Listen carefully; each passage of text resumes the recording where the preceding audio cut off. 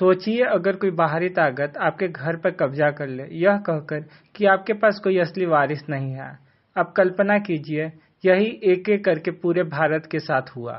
Welcome to the shocking story of the doctrine of lapse, जहां गोद लिया बेटा भी राज नहीं बचा पाया।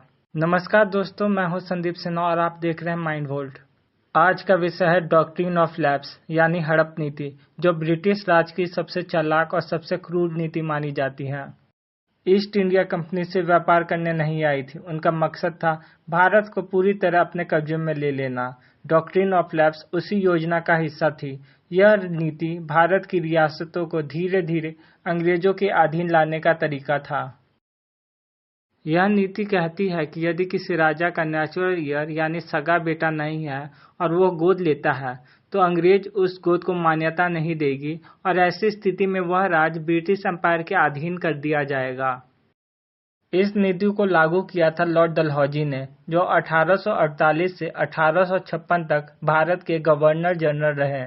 उन्होंने इसे एक न्यायिक और प्रशासनिक सुधार की तरह प्रस्तुत किया, लेकिन असल में यह एक एक्सपेंशन पॉलिसी थी। आइए समझते हैं डॉक्ट्रिन ऑफ लैप्स के नियम। पहला, अगर किसी शासक का कोई सगा बेटा नहीं है तो उसका राज ब्रिटिश सरकार ले लेगी। दूसरा, गोद लिया हुआ पुत्र वारिस नहीं माना जाएगा। तीसरा, कोई भी गोद लिया संतान तब तक वैध नहीं माना जाएगा जब तक ब्रिटिश अथॉरिटी उसे मान्यता ना दे दे, यानी भारतीय परंपरा का पूरी तरह अपमान। डॉक्ट्रिन ऑफ लैप्स के तहत कई प्रमुख राज्य ब्रिटिश राज में मिला लिए गए। कुछ प्रमुख उदाहरण हैं: सतारा 1848, झांसी 1853, नागपुर 1854, संभलपुर, जयपुर, उदयपुर जैसे अन्य छोटे राज्य भी शामिल थे। हर जगह की कहानी गोद को अमान्य बताकर राज छीन लेना।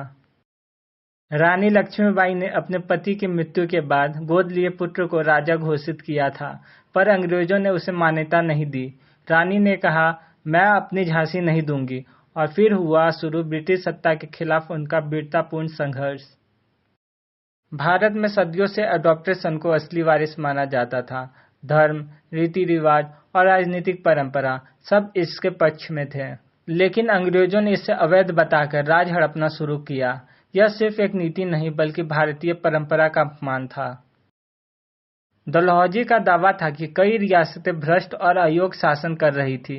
वह कहता था कि अंग्रेज शासन उन्हें इफेक्टिव गवर्नेंस देगा, लेकिन असल सवाल यह है, क्या यह सुधार था या बस सत्ता की भूख।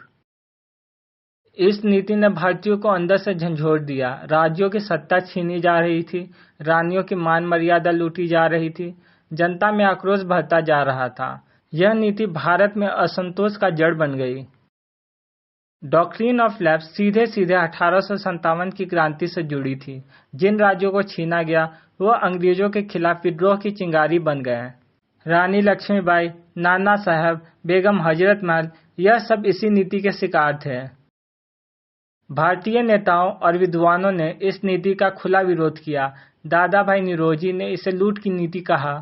उनके अनुसार यह नीति अंग्रेजों की इकोनॉमिक ड्रेन की रणनीति का हिस्सा थी। इस नीति ने भारतीय सत्ता ढांचे को कमजोर किया, परंपराओं को ठेस पहुंचाई और अंग्रेजी कानून को थोपने का रास्ता बनाया। जनता और शासकों में गहरी नाराजगी पैदा की और अंततः स्वतंत्रता संग्राम की नींव रखी। क्या यह नीति कानूनी थी? शायद। क्या यह नीति नैतिक थी? बिल्कुल नहीं। यह नीति न तो भारतीय परंपराओं के अनुसार थी और न ही न्याय के सिद्धांतों के। ब्रिटिश संसद में भी इस नीति को लेकर मतभेद थे। कुछ लोग इसे न्यायपूर्ण मानते थे, पर कई इसे अनएथिकल और अपॉर्चुनिस्टिक कहते थे। आधुनिक इतिहासकारों का मानना है कि डॉक्ट्रिन ऑफ लैप्स भारत की राजनीतिक आजादी को कमजोर करने का एक साजिश थी। यह नीति केवल सत्ता विस्तार के लिए थी, न कि जनता की भलाई के लिए। झांसी की रानी, तात्या टोपे, नाना साहब सबने इस नीति का विरोध किया। यह नीति उनके रेजिस्टेंस का कारण बनी। उन्होंने सिर्फ तलवार नहीं उठाए, उन्होंने ब्रिटिश सत्ता को चुनौती दी। अगर आप उस समय के राजा होते और आपका गोद लिया बेटा वारिस नहीं माना जाता, तो आप क्या करते? क्या यह नीति वास्तव में लीगल गवर्नेंस थी या ब्रिटिश साम्राज्य का लालच? हमेशा याद रखें, इतिहास सिर्फ घटनाओं का क्रम नहीं, यह चेतावनी भी है। डॉक्ट्रिन ऑफ लैप्स हमें बताता है कि अन्याय चाहे जितना भी व्यवस्थित हो, अंत में विरोध की चिंगारी जरूर उठती है। अगर आपको यह वीडियो जानकारीपूर्ण लगा हो तो इसे लाइक करें, शेयर करें और चैनल को सब्सक्राइब करना ना भूलें। अगली बार फिर मिलेंगे एक नए ऐतिहासिक विषय के साथ।